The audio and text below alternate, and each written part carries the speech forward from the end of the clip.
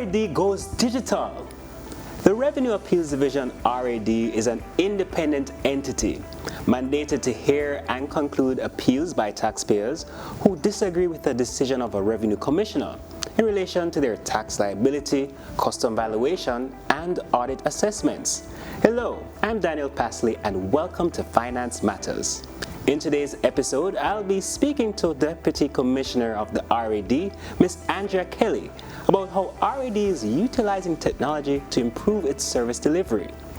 Remember to like, share, and subscribe to our YouTube channel. Follow the Ministry of Finance on Facebook and Instagram, and of course on Twitter to see all the episodes and highlights.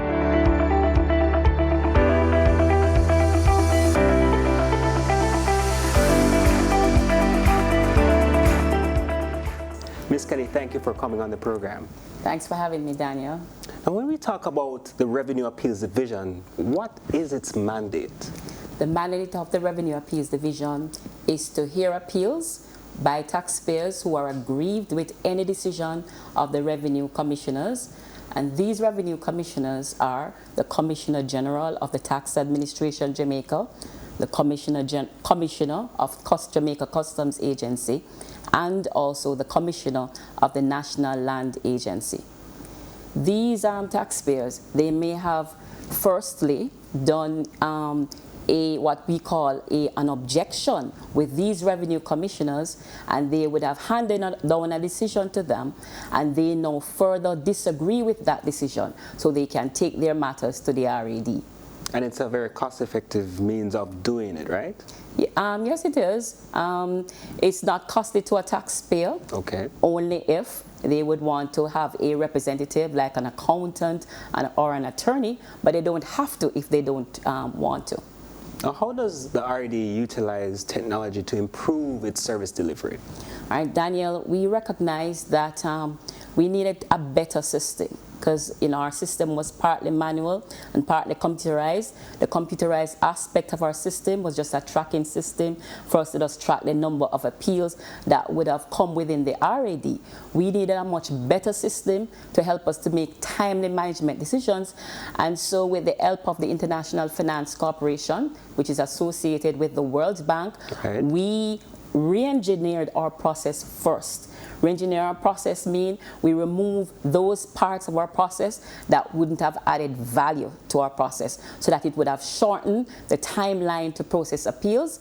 And what we have also done with the help of the International Finance Corporation is to also develop a process flow whereby we could automate our system. When the time came, I want to interject there. I just want to interject there. When you talk about improve the process flow, just for the common man, explain what does that mean? All right, the process flow. The process starts, Daniel, when a taxpayer lodges an appeal with the RAD. Then it goes through a validation process. The validation process is where we state whether the appeal that you have submitted to us fits with the criteria of the law. When that has occurred, we would submit to you a notice indicating that your appeal has been accepted. This case would then be assigned to an officer who is mandated to complete that case. A part of the completion of the case involves having a hearing with the taxpayer.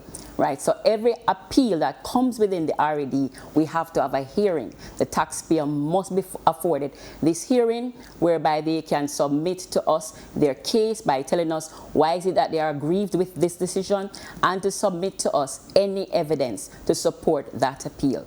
The Revenue Commissioner's representative also has the opportunity to supply to us any required information that is necessary to also help them with their case, right? And therein, we would review the information that we have received in light of the relevant law. And the relevant law is like the Income Tax Act, the General Consumption Tax Act, the Customs Act. So, so we would review the case in light of the relevant act, and then the commissioner will hand down her decision, and that decision will give you all the information and the relevant reasons why she has confirmed the decision, why she has reduced this decision, or why she has said that the decision should not stand because it should not have been raised in the first place. So thank you for explaining the process flow. Now, how do clients access this new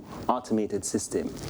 All right, this new automated system, Daniel, to file an appeal with us currently, you can hand deliver your appeal, you can send it through the regular mail, you can send it via email to us, as well as you could fax it.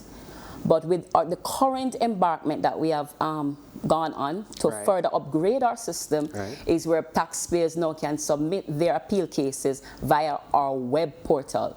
This should come on stream sometime later down this year, right? We had that in the making from before, even with the advent of the pandemic. And so taxpayers now have that avenue where they can even sit in the comfort of their homes. You know, persons are working from home now, Daniel. So even businesses, you know, while those representatives are at home, or if you hire a accountant or a attorney, they can even make that appeal online for you. So simple and easy. Simple and easy, Daniel. Now, how do we file our appeals? If persons want to contact the RD, how can they do so?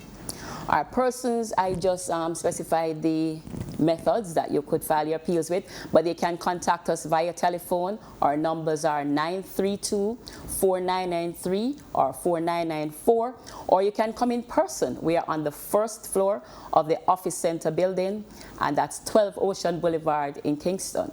As well as you can, get us on our email. It's rad@mof.gov.jm. So many streams, or should I say many channels to access the information. Sure. And you can also get it on the Ministry of Finance's website, right? And we also have a e-fillable notice of appeal form on that website that you can complete. Thank you, Deputy Commissioner Kelly, for sharing how RAD is on this path of transformation and innovation. It's my pleasure to do so, Daniel. Thank you, too. And thank you for joining us on Finance Matters. Remember to follow us on our social media at MOF Jamaica, and tune in next week as we continue to demystify the economic and fiscal policies and initiatives implemented by the government to empower Jamaicans as we chart a path to Jamaica's economic prosperity.